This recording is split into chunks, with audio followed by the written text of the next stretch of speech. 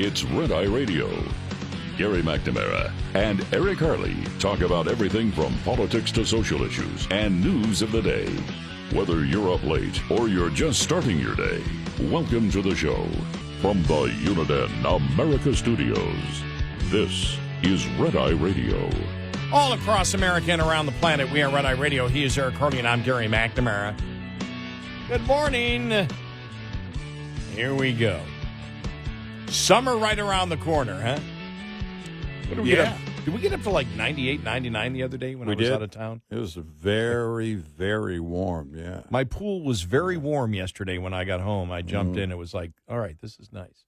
Yeah. It was very, very nice. So I knew it had gotten hot. All right, so global warming and all that other stuff, electric vehicles. One of the things that you and I said probably starting about 10 days ago, I said it, I went, man, it seems as if the members of the media, even the liberal members of the media, are starting to put the Biden administration on the defensive. Yeah. And they'll say things to him, you know, Trump says this, and he's, rah, rah, rah, rah. But they always lead with Trump says this, you respond. It's not really the other way. Now, there isn't much, you know, they're not interviewing Trump, and they're not around. I mean, they have the ability to because they can ask many questions outside of court. They don't, though. You don't see it happening this way. And this was something else that happened on Face the Nation the other day with Margaret Brennan, and I thought it was interesting because she challenged Pete Buttigieg on electric vehicles and used Trump to make the argument. No? Here we go. Donald Trump repeatedly talks about President Biden's decision to force the industry towards making 56% of car batteries electric by 2032, 13% hybrid. Listen to what he said in New Jersey recently. Do you notice he's trying to save the electrical vehicle, but not the gas-powered, which is the vehicle that everybody wants. They're going crazy with the electric car, costing us a fortune. We're spending hundreds of billions of dollars subsidizing a car that nobody wants and nobody's ever going to buy. He's not wrong on the purchasing. He's not. He's not. She pushed back. She pushed, and that was the point. And then, by the way, he goes on to sit there and say, every year it's gone up. Yeah, but not as expected. Right. The amount of people, to the point where, as we know, the inventory is really backing up. And we all know that sales would not be even what they are close to be what they are right now if it wasn't for the massive taxpayer subsidies that electric vehicles get, even in the manufacturing process. Right. Before you even get to the federal, and in some states, the rebate that they give for it, or the tax credit that they give for it. If that wasn't happening, you probably would have had half the number of electric vehicles sold. And so she brings up that point, and he's trying to, well, no, Trump's saying nobody wants it. Some people do. You know, but the fact is she pushed back. She said he's not wrong. Oh, he's wrong. And that would end it with the liberal reporter, right? Yeah, typically it would be, okay, just whatever they're going to feed you, and then you don't push back at all. And she said, he's not. And I went, Another story here. A recent study from the University of Michigan has shed light on a critical challenge facing the global transition to electric vehicles. The inability of copper mining to keep pace with the growing demand. Engineering and Technology, that's a magazine, report that is on engineering and technology, oddly enough, reports that copper, a crucial component in electricity generation, distribution, and storage, is fundamental to the successful implementation of policies aimed at promoting the adoption of EVs. However, a recent study from the University of Michigan titled Copper Mining and Vehicle Electrification has revealed that the current rate of copper production is insufficient to meet the projected demand for the metal in the coming years. According to global data, there are over 709 operational copper mines worldwide. Despite this seemingly large output, the rapid pace of electrification globally is outstripping the mining industry's ability to keep up, the authors state. We show in the paper that the amount of copper needed is essentially impossible for mining companies to produce. The Michigan study highlights the fact that an EV requires 3 to 5 times more copper than traditional gas or diesel cars, not to mention the additional copper needed for upgrades to the electricity grid. As Professor Adam Simon from the University of Michigan points out, a normal Honda Accord needs about 40 pounds of copper. The same battery electric Honda Accord needs almost 200 pounds of copper. The researchers analyzed 120 years of global data on copper production dating back to 1900 and modeled the likely copper production for the remainder of the century.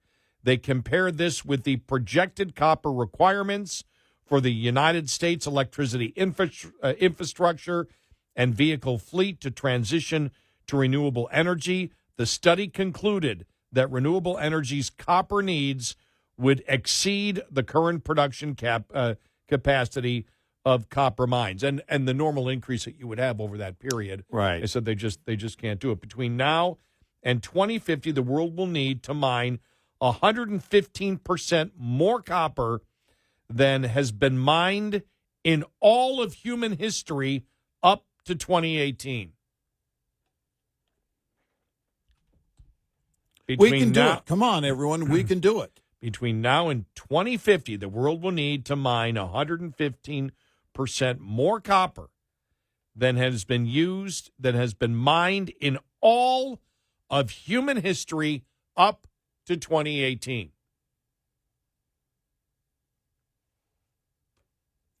Just for that. Just to meet the current copper needs without considering the grid. The grid and all the other purposes for copper, Right. all the other products that are made with copper. Can you imagine? I mean, but if you're someone like Pete Buttigieg, you have no clue how it works. Politically, you can just say, oh, no, it's great. It's going great. It's going great. It's going to be great. It's going to be great. We have confidence they'll be able to do it. You know, they always, no one thought we could land on the moon. No one thought no one ever thought. It's not going to happen. It's not going to happen. Well, again, as EVs have come up against reality in a variety of ways, the subsidies, the subsidizing of them, the range, the expense of the actual car, right? The expense of replacing the batteries, what happens when you get into an accident having to replace the entire vehicle for minor damage, which is also helping to skyrocket automobile insurance costs. Yeah. Yeah. Well, and the thing is, too, you look at these mandates like California, because politically, Pete Buttigieg, I don't know, he's young enough to stay in the political scene. I just don't think, he's viable. But they're not going to be around in the positions they're in now when we get closer and closer to these mandates. But the approach by the OEMs has to be, we got to be compliant. We have to do everything now we have to assume that all these mandates are going to be firmly in place by that time and that they're not going to go away. We can't just ignore it. Remember the letter that they wrote? We can't do this. Nobody's buying them. We got a ton of bricks sitting on the lots at dealerships. There's no way to do it. There's no way to get it done. You're building a unicorn, and unicorns don't exist. And yet, you keep going. I don't know where the turnaround is going to be, if it's going to be right when we get to the edge of the cliff, or if we can look at this for what it is right now and say, you know what, not mandates, no mandates. If you want to buy it and they want to build it, You decide if it's worth buying at that price. We're not going to give them any government money anymore. If you want to buy this extremely expensive vehicle and own it, and they want to sell it to you at the price that gets them a profit, go for it. Except for boutique manufacturers, small boutique electrical car manufacturers that might be making them right now. You wouldn't have one major OEM making an electric vehicle or having an assembly line of electric vehicles if it wasn't for the massive taxpayer subsidies. Again, you know, whether it's college loans or whether it's EVs, it is the poor and those that have not been able to get a college education and the poor who can't even afford a car that is paying the cost for the elite in this country to have what they want as virtual signal showpieces. Yep. Virtual signaling showpieces. Right. Yeah, and that, I was about to say, that's the word I was going to use. It's a showpiece. That's all it is. It is one way to tell your neighbors how much you care, but also really how much money you have. And that's it. And most people don't buy a car for that reason. They're buying a car from, I need to get A to B. I need it to be dependable. Yeah, I'd like the amenities. Yeah, I'd like it to look really cool, but I got to get my family A to B. I got to get to work on time, and it can't be expensive. I don't have that kind of money. By the way, I wonder if this research ever did the research on we're not going to have enough electricity. Yeah. Even if you had the EVs, you're not going to have the electricity. Right. It's not going to be there. Yeah. I mean, it's just not there. Unless you're willing to build nuclear plants and have them online in a year or two, which is never going to happen. Yeah, let's see. Yeah, I don't know how you change that NIMBY thing on nuclear. I don't see it happening in our lifetime. Plus, they're not built in a year. Just the you're not permitting build, and regulation. Yeah, you're not. It would be 15, 20 years before you'd even start before they'd ever be built. Right. Maybe even longer. Right. And you think they're going to you think this administration is going to fast track, or liberals, if they're in charge, are going to fast track any of the regulatory permits for a nuclear plant? Yeah. No. 866-90 Red Eye. This morning's USDA Farm Report is brought to you by House Products.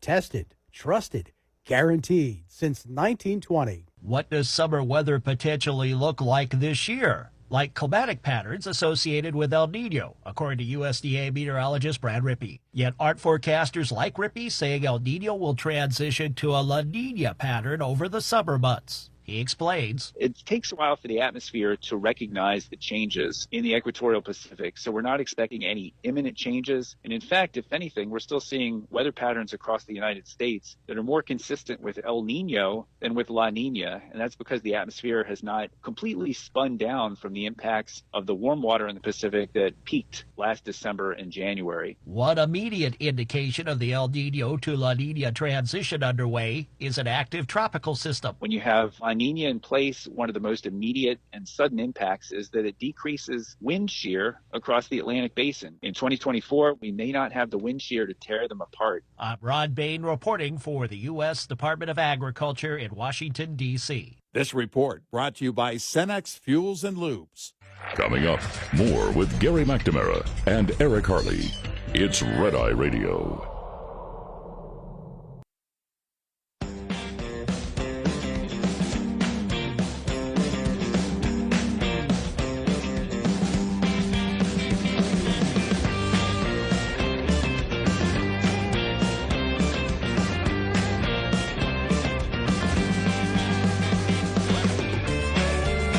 It's Red Eye Radio. He's Eric Harley, and I'm Gary McNamara. You know, we mentioned this a couple of weeks ago because we hadn't, and we were looking for the evidence. Remember the 10-foot aliens in the Las Vegas backyard? Oh, yeah. And Eric and I are looking at the picture, go, we don't see anything. Show us the alien. I was screaming, show us the alien. I want to see the alien. Well, now the new video is out with the expert. Fox had the Fox had the story. Yeah. And so, of course, the way they wrote it got me to Las Vegas alien video shows at least 2 beings using cloaking device. Okay. I'm opening it up to peer review, said the so-called crime scene analyst. There are at least 2 beings using some sort of cloaking device that landed in the Las Vegas backyard, veteran crime scene reconstruction analyst said. Scott Roeder, who has testified as an expert on some of the most highly publicized criminal cases in the world, broke down the video of the reported alien sighting in Las Vegas frame by frame. All right. First off, Yeah. the one in the distance, you have no idea what it is. You can't tell by looking at the picture. No idea. The second one looks like a shadow because of the light moving. And if either is using a cloaking device, what the expert forgets to tell you is it's a flawed cloaking device because you can see that there's something there, whether a shadow or whatever. Yeah, if it truly is an alien with a cloaking device, it's not a good it's cloaking not device. Cloaking very well. And I come from a long line of cloakers. I know. So you and I looking at it, we going, "Are you kidding me? This is what you're. And I dare peer review it as if Peer review. But you know what it's getting to? It's up to us to debunk that it's not true. Right, yeah. Which isn't Prove how you that it's not true. Right. Prove that it's not true. Yeah. That's not how you do research. This is not. Look. We all agree Merchant is wrong. The judge. Mm-hmm. Yeah. Yeah. Because he's not looking for evidence of a crime. You need to present the evidence to us that is clear. Yeah. To sit there and say, well, you see shadows over there. Well, that must be a cloaking device. Aha! And so peer review it and tell me that it's not a cloaking device. It's just so stupid. But you know, if it is an alien, and I keep thinking about this, the aliens connecting with home base, and they don't need radios to do this. They just do this with their mind, right? Did you crash again? Yeah. Let me guess. Vegas? Yeah. You always crash in Vegas.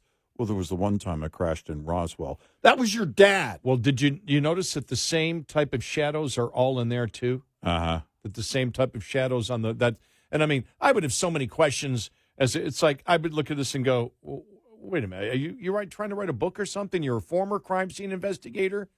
Is this what you would use? We better go back and check some of your cases if you're saying that this is exact evidence of a cloaking device. How do you know that? Because it's a real bad cloaking device if it is.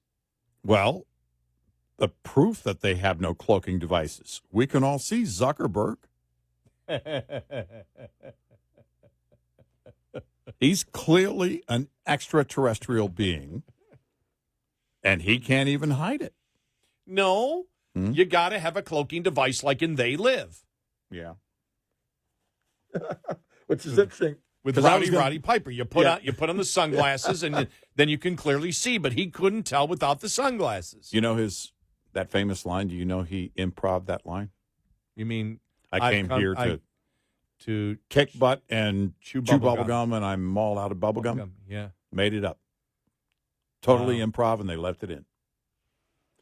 He's a wrestler, though, so he was a wrestler, so he could, he probably had a ton of lines. Well, I saw his biography. He wrote stuff like that down all the time. That was one of the things that he wrote down. Yeah. That he wanted to use in wrestling, and he used it in the movie. Well, in this case, we'll use another wrestler, Jesse Ventura, will tell you, well, you tell me what it is then, Gary. You prove what it is. They're aliens. And they're working with Mark Zuckerberg. No, I'm just going to be like David Keith and beat the crap out of Roddy Piper like he did in They Live. Okay, it was a draw.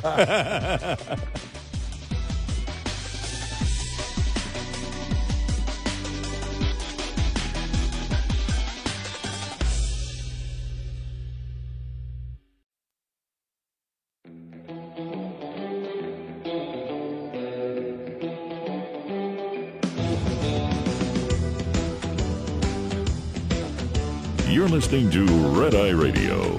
from the Uniden America Studios.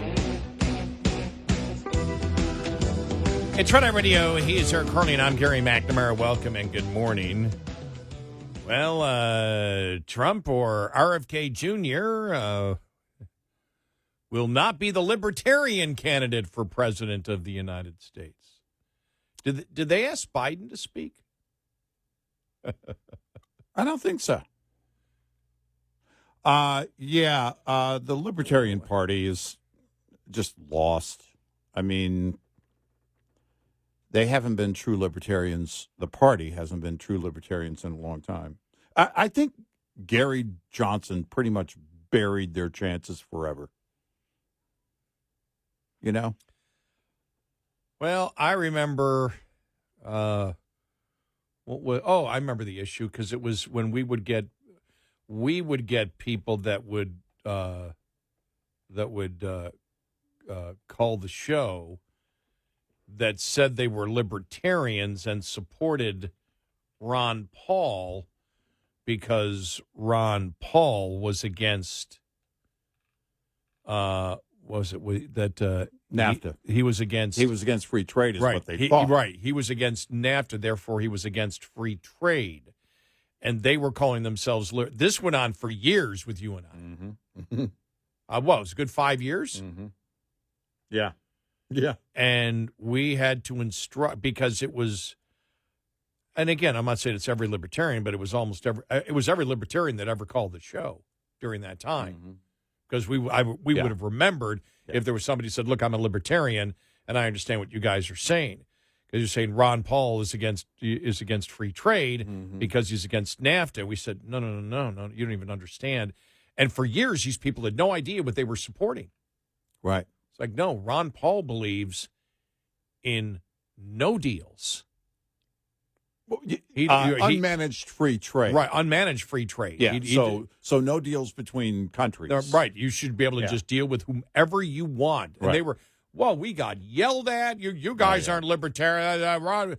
This, and then finally, when Ron Paul made it clear where he stood, we never got one apology from anybody. I forget where the interview that he did was. Where he finally cleared that where up. he cleared that up. Yeah. Because someone had made that point. I think the interviewer had made the point, people support you because you're against free trade. And he was, no. I'm for unmanaged free trade. I remember he gave an example. He said any small company should be able to trade with anybody in, I think he said Egypt tomorrow and vice versa. Yeah. And I should be able to sell there. They should be able to sell here. Because, it comes down to it. I think he made the case. I don't want to speak for him. I believe I remember making him the case, and I could be wrong, where he said, look, if a product is already, if it's unlawful to import a product, in other words, let's say something that contains lead paint, if you're going to, if a foreign manufacturer wants to send you whatever it is, that a plate for eating off of that's not food grade, and it's not safe to eat. He says we already have that in place. What we don't need is the management of deciding between countries how much of that can be done. We've already got safety regulations. The safety regulations and laws that we need to keep people safe. Not that it's 100%, because sometimes people fail the law, but we don't need the management. We don't need the managed free trade of countries, nations, leaders saying, no, we can only do this much of that or this much of that. Nope. When we look at the Libertarian Party and libertarianism, I've always looked at it and said, all right, we have in this country the debate that will always go on. I think there's a book that I read years ago called The Founding Brothers. It said the debate that will go on throughout all of history will be a big federal central government versus a smaller one. That was actually debated from the very, very beginning of our country, as we know. and there were vast, differences, between. I got mind blank here between Jefferson and the HBO movie Adams. And Adams. Adams, yeah. They had huge debates on that, going way back, and so we've always viewed that libertarianism would be where the states take care of a lot more. Right. That you make it closer to you make it closer to the people. Right. Your garbage has to be picked up on time. Otherwise, you can go to your city council person's office if it's not picked up. Those things are the things that you need each and every day. If you look at, your water, for example. Right. The water's got to be clean. Right. The garbage has to be picked up. And so you view that the government that is closer to the people is more responsive to you, and a government that is further away from you. As we see in the federal government especially, this is where you see the most violations, where you see the legislature isn't legislating anymore. They've sort of ceded their control to bureaucracies that aren't responsible to the people. Yeah. That's what I always viewed libertarianism was against. And that's why when you and I, 15 years ago or something, we took the libertarian test, you were like 85% libertarian and the rest conservative, and I think I was like 75% or 80%, something like that, based on the issues. When you see, for example, this is Chase Oliver, who is the Libertarian nominee now, just tweets in the last year. Happy that kids with cancer and others can get health care they need. I'm disappointed that a legislature decided to limit therapies and care specifically for young people who might be trans or non-binary. Not a libertarian. Not even close. Not a true libertarian. Here it is. It seems Georgia is poised to become another state which finds trans kids playing school sports to be important enough to rise to the need for legislation. It's targeting a small community for political points. It's a shame and will harm the small number of trans athletes. What she's saying is men should be able to play against women in sports, that women's sports should be gone, that a legislature cannot say that women should be able to play sports because of the science and the difference between men and women. That also gets to the point of a man can be a woman because a man says so. Promoting the misogyny that exists today and the non-science, the complete devoid of science, radical transgender movement. By promoting that, you are not truly, you may be the presidential nominee for the Libertarian Party, you're not a libertarian. Right.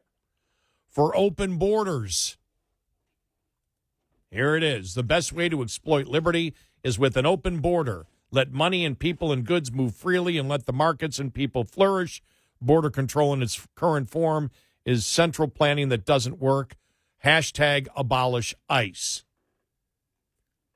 Yeah. Having a border, having a closed border with legal immigration and free trade is libertarian. Yeah. Yeah. Trade, saying that the export money and people of goods move freely and let markets and people flourish. You can't because, number one, of the security of the country as a whole, and the fact that you just can't handle the number of people that would come in. You need to limit immigration in a country. Doesn't mean you need to limit free trade. It's a separate thing. But he's trying to make border security, and other libertarians, Stossel has tried to do this. Yeah. Hasn't he? Yeah. No, he made that case for the fact that, well, there should be no border. Yeah. No. That's completely false. Talking about the security in the nation and having the nation be able to handle the population of its citizens and still have free trade was always the libertarian position. Yeah. Not maybe the party, but the libertarian idea. Right. That's saying that because at that point that means that the libertarian idea is that the United States shouldn't exist, because if the border includes everybody and everybody is accepted, what defines you as a country? Right, exactly. What And you're so- saying is there should be no control over territory. Yeah. So that's where the Libertarian Party is today. I know it's insane where they've gone. Mm-hmm. It's like the Democrats, change your name to something else. Well, I mean, it is like this weird offshoot of the left. Now, the Libertarian Party is just a weird offshoot of the left, and I think Gary Johnson was part of that. Actually, he was a horrible candidate. But, I mean, if you were going to look at the Libertarian Party and say, okay, for them choosing this candidate and their party coming together to support this candidate, that seems more in line with libertarianism. It would have to be Rand Paul. Mm-hmm. He's the only one I can think of right now. I mean, there could be a number of others out there. But really, Rand Paul. Politically, that everybody knows.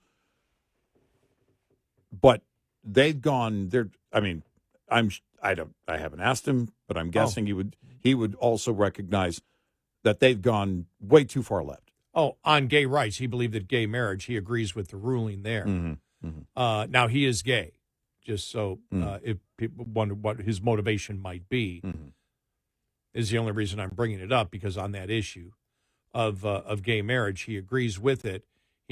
I believe the libertarian position should be the state doesn't get involved in marriage. Right. That the federal government doesn't, and that's the whole point. The federal government should never got involved in marriage. They're not a part of it. Mm-hmm. Mm-hmm. But if you were a true libertarian, you would state the state should stay out of marriage to begin with. Churches can do it. And if the government wishes to sanction unions, but even that gets into trouble because, as we have seen, all I have to do is talk to Independent Bob. How come I have to pay property taxes to support your kids? Right. How come you get a tax incentive for having children, which means I have to carry more of the load? Right. Exactly. And now that all my kids are grown and adults, I agree. And if no, but the libertarian thought should be government stay out of marriage. No, that it should absolutely be that. Not government regulate marriage. Right. Government should be out of it. If you wish to get married in the church, fine. Right. And whether you wish to set up probably not even have the government set up civil unions, but you would set up your own contract with the person who you wish to be with in order to adjudicate any property issues should you break up afterwards. That probably should be the libertarian opinion, should it not? Yeah. If you're talking about government being out of all these things, and government should be out of marriage, not in marriage. Mm-hmm. Yeah. If you're a true libertarian. If you're a libertarian, especially if you're a libertarian. Right. If that's what you claim you want, because the whole point of being a libertarian is the government has less power. Right. I'm assuming if you're a libertarian, I didn't see this, you have to be against the income tax, right? Because of the privacy issues it creates. Yeah. I always assumed that. Yeah. I don't know why I did. 866-90 Red Eye. Lines open for your calls. 866-90 Red Eye on Red Eye Radio.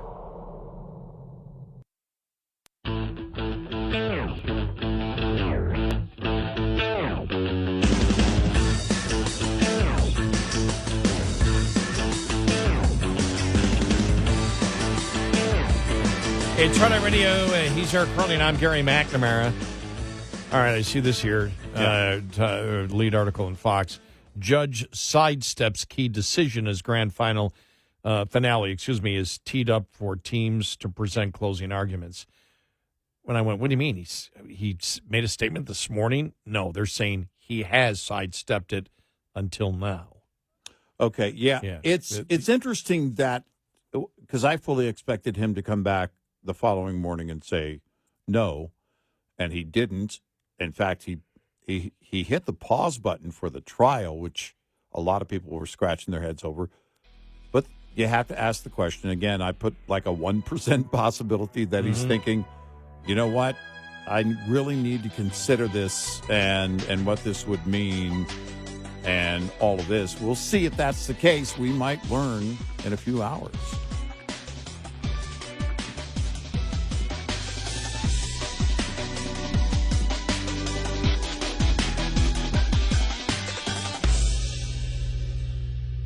This is Red Eye Radio on Westwood One.